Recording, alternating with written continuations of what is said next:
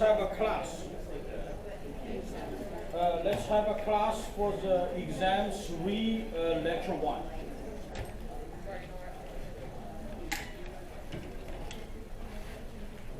Okay, first of all, we're going to talk about the outline. So exam 3, we will talk about biochemistry and genetics. So basically, is biochemistry and bacterial genetics, basic information of genetics, not really specific. Okay, biochemistry, we're going to have talk about the introduction. Will be today.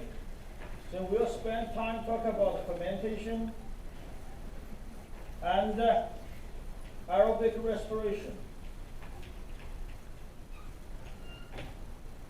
Okay, this is key, is how we calculate the energy. So energy calculation is important in this section. Okay, and all the others, including structures under the chemicals, we also going to mention. And I will mention in the lab section regarding the extra points of the exam 3 and the final exam, because lots of you asked about that. Now, genetics part, we're going to talk about DNA, replication,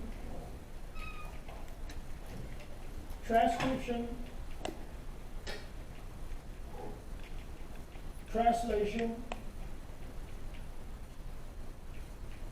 and the final one will be a little bit of regulation. Let's say lacto operant. You may take these in the other classes. We just gave you some basic information. So this is the outline. Okay, we have. I think we have like 7 sections. So we'll have exam 3 at the middle of the November, if I still remember. Okay, so this is what we're going to have, the outline. Okay. So let's talk about these. Today we will do lecture 1, introduction of metabolism. So basic information. First of all, when we talk about metabolism, and you should know, this is a 2-section combined. Number 1 is catabolism. Number 2 is anabolism.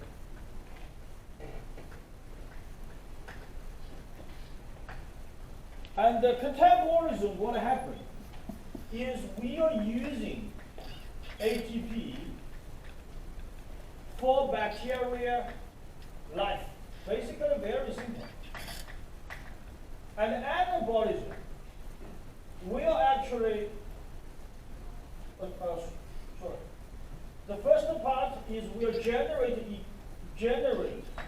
ATP for bacterial life. The anabolism, we are using ATP to biosynthesis the bacteria structure.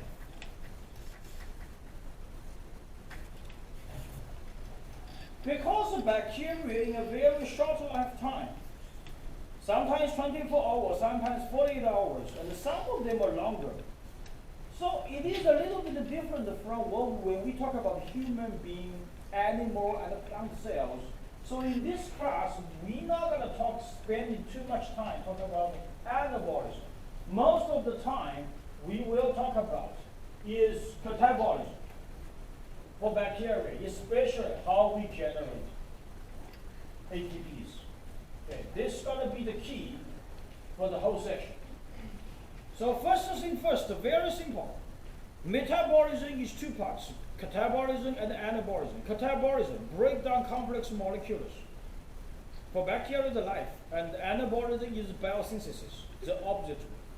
So the first one, we generate energy. The second one, we're using energy. And you need to know the catabolism and anabolism for bacterial cells, that has to be happen all the time, every single second. If they have been disconnected,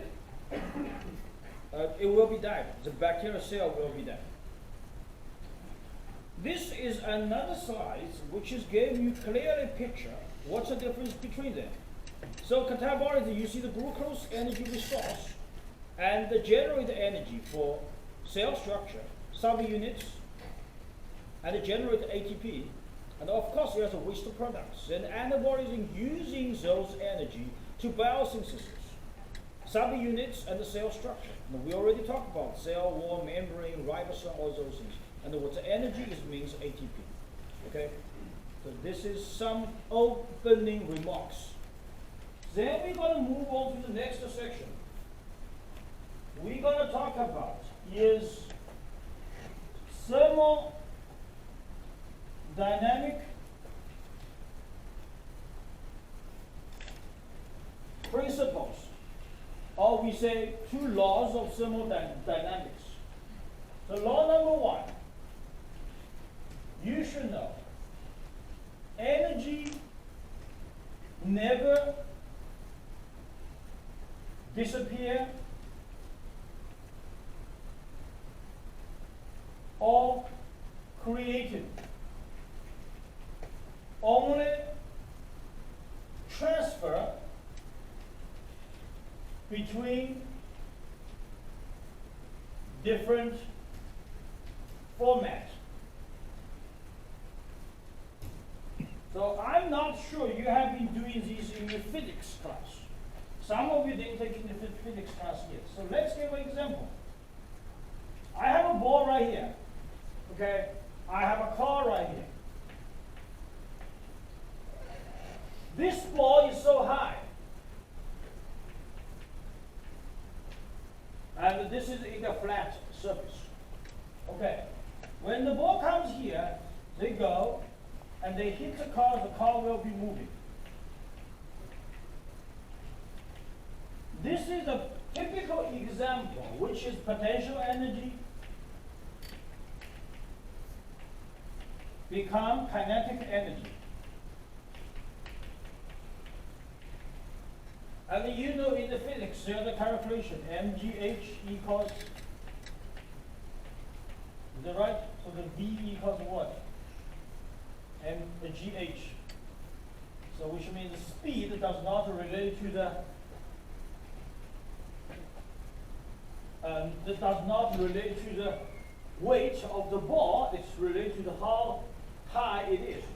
Now, this is just a basic physics. I just want to tell you that's a story behind the law number 1 for thermodynamics, which means energy is only transfer. It's not created or disappeared. Only transfer between the different forms. For the bacteria, they're the same thing. We will talk about the potential energy, and then the bacteria will be moving. We can call it a kinetic energy. So that's the transformation. Okay, law number 2. This is very simple. Always is this order is increased, which is we call it entropy is increased. So during the bacterial life cycle, they were always trying to see the situation is become more and more disorder. For bacteria themselves, they have to combat it and then make sure they're balanced between order and the disorder. Is if at the end of the day, it's disordered, totally messed it up, they cannot put it back, they will be dying. So it's very easy to understanding these 2 thermodynamics from the microbiology standpoint. Number 1 is transfer. Potential energy will become kinetics energy for bacterial life and moving. And the second one is that they always, the situation is disorder status is increased. And they try their best to combat it, to put it to normal. Okay, so those are the first and second law of thermodynamics. Now we want to talk about energy currency, which is ATP. So we want to spend some time talk about this a little bit.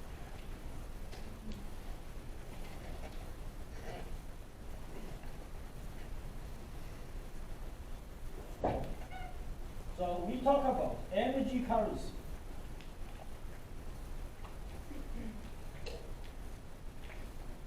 That is ATP. Everybody knows. As long as you're in high school, even in middle school, you know ATP is the energy currency.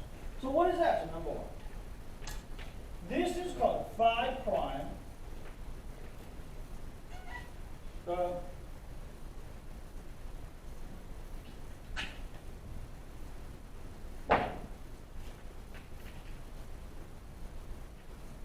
adenine 5' triphosphate. Now, what this means, what is the structure of this? We try to challenge by ourselves, so we join. Okay? Does not matter. If you don't know, you can look. We try. Okay, then maybe like this. What is this? Adenine.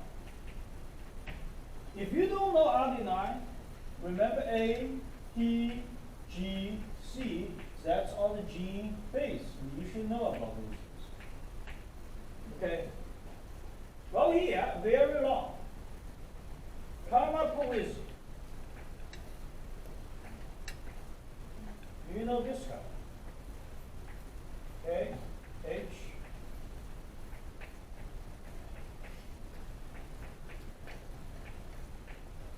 Okay, goes on the top. Oh, I probably don't have enough space. Sorry, let me draw it. I'll draw right here. So I need to have enough space there. So this, I'll take it off. So let's do it on the top right here. Do it again.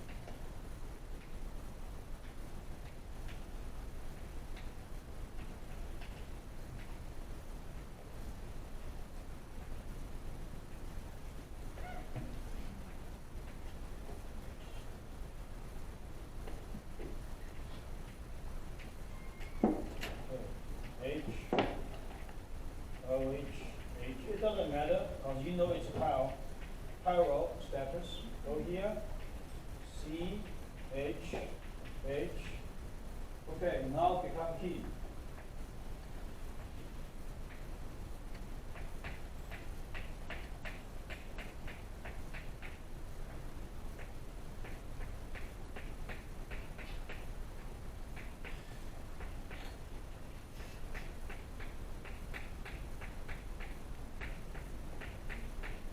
Okay.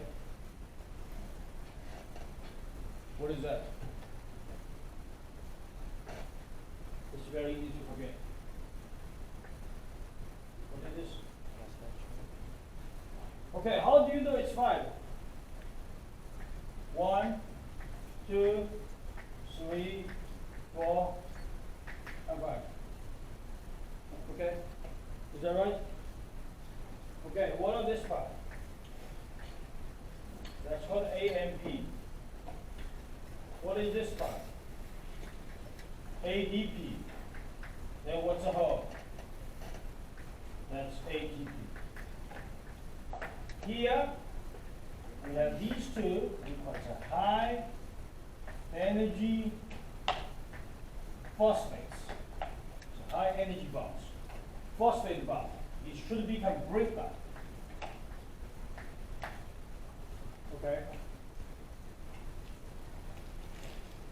Of course, this is called adenine. That is ribose. We have oxygen there. If the oxygen is gone, we call it deoxyribose. That is what the DNA for. Okay, now we're going to talk about something. Number 1. We had AMP. It will become ATP, ADP, and it will become ATP. This is, you know, it's a biosynthesis process. And I said very often, for bacteria, if this guy has been activated by a cyclase, then becomes CAMP, then not good. All the bad things will happen. Let's say you're coughing, have a whooping cough. The mucus generated. That is because in the respiratory tract, the AMP has become CAMP, then let the mucus has been created. This is something like your money has been locked in the pocket or frozen. You cannot use it. And I mentioned this. So this is something very special for bacteria. Now we want to mention this part. Okay. Here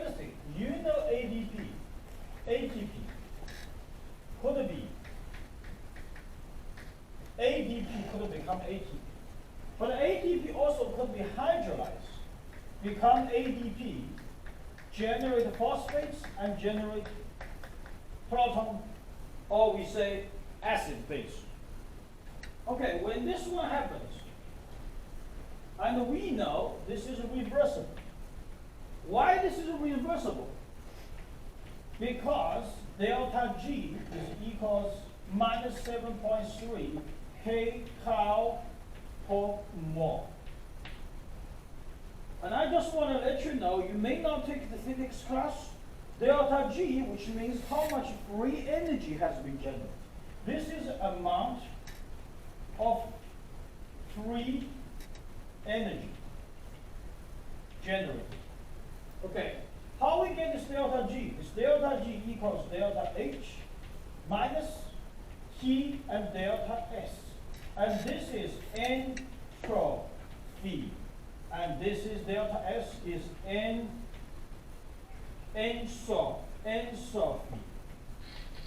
You don't have to understand about these. This is just a physics. I just tell you how they come from. Now, why this is important, this minus? Delta G equals minus 7.3, which means this reaction could be happened spontaneously. So, as long as delta G is negative, it will happen is spontaneously reaction. If the delta G is positive, it will not happen spontaneous reaction. Need some external force to make that happen. Okay? So this is why this reaction will be happening. Now ATP can be hydrolyzed, become ADP and release phosphate. That means ATP have another characteristics, which means ATP have a phosphates transfer power, or we say capability. And this type of phosphate transfer power, we can use a data to measure it, a value to measure it. This is around plus 40. That's why the ATP can become ADP. Now, you know that during the bacteria, their short lifetime, they need to be using energy is more efficiency, which means creating the budget is more efficiency. Therefore, there are some of the chemicals also has a very strong capability to transfer phosphates. For example,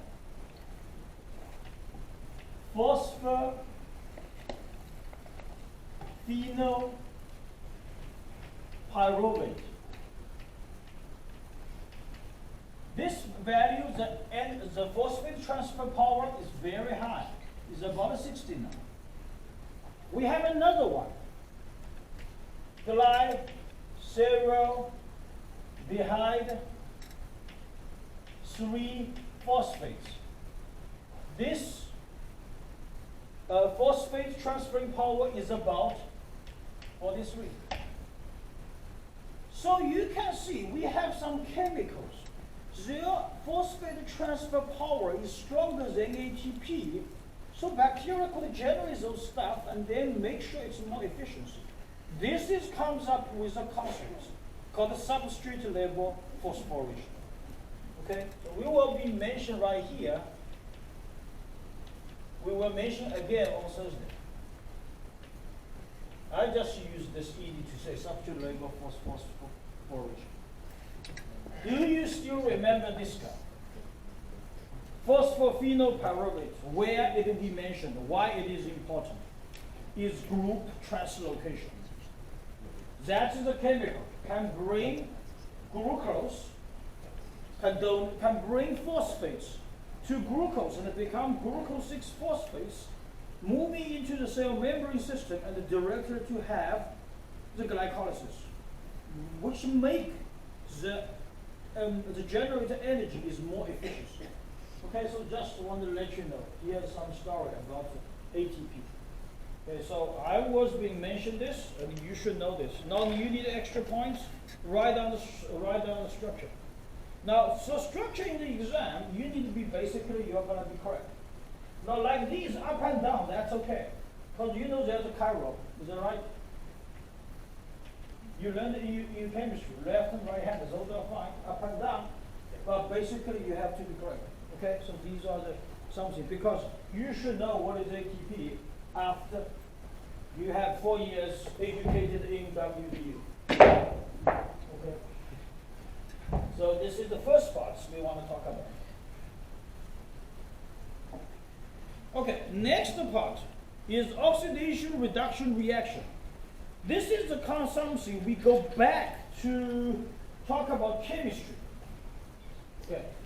We call it OR reaction.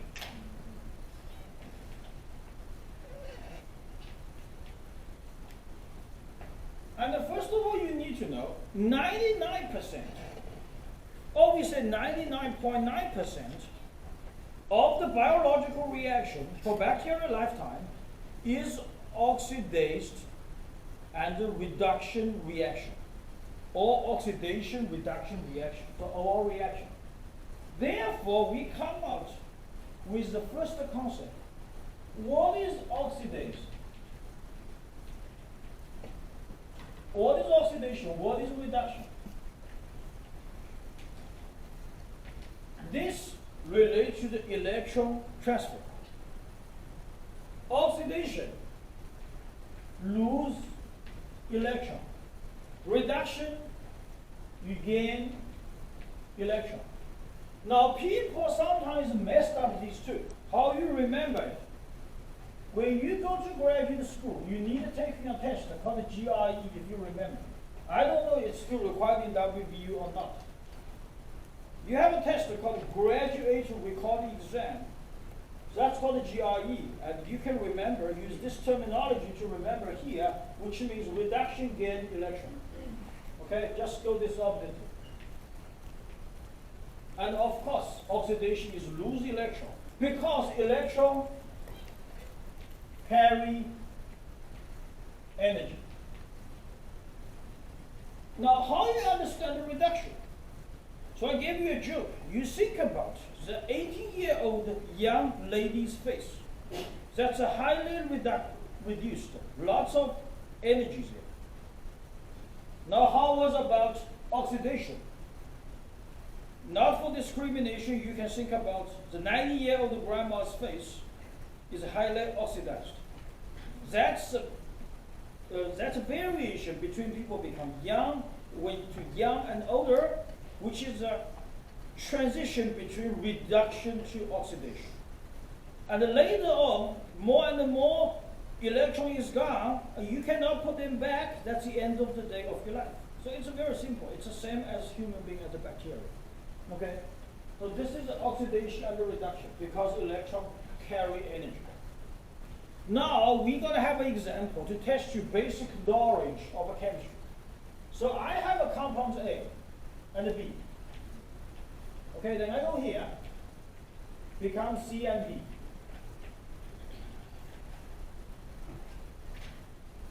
I go here, this is C, will be accept electron. And then I go here, this will lose electron. Now the question is, what is reduced product? Which chemical? Which chemical is oxidized product? Which chemical is reducing reagent? And which chemical is oxidizing reagent? This is a very simple concept. You should be very clear. A goes here, becomes C. The C accepts the electron. What that means? This product C is reduced. So C accepts the electron. It is reduced product. But how about A itself? This is a oxidizing reagent. And D is you lose the electron. B lose the electron become D. So the D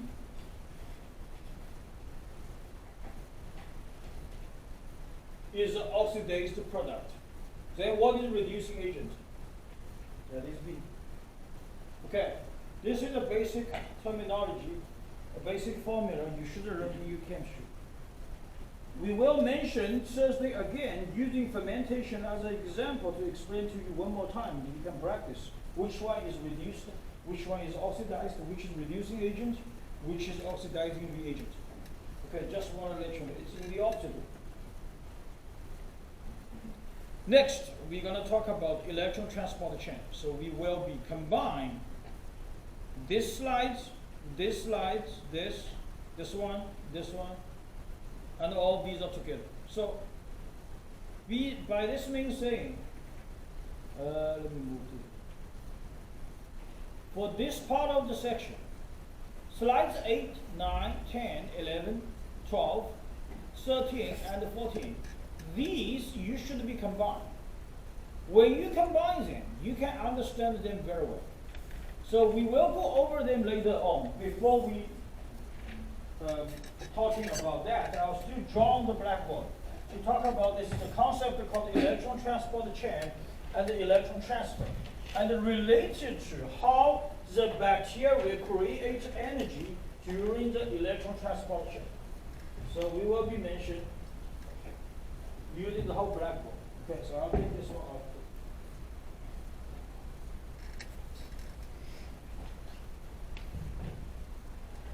If you are separated this knowledge, you will not understand it very well. That's why these things you have to combine a couple of slides together. Okay, we are talking about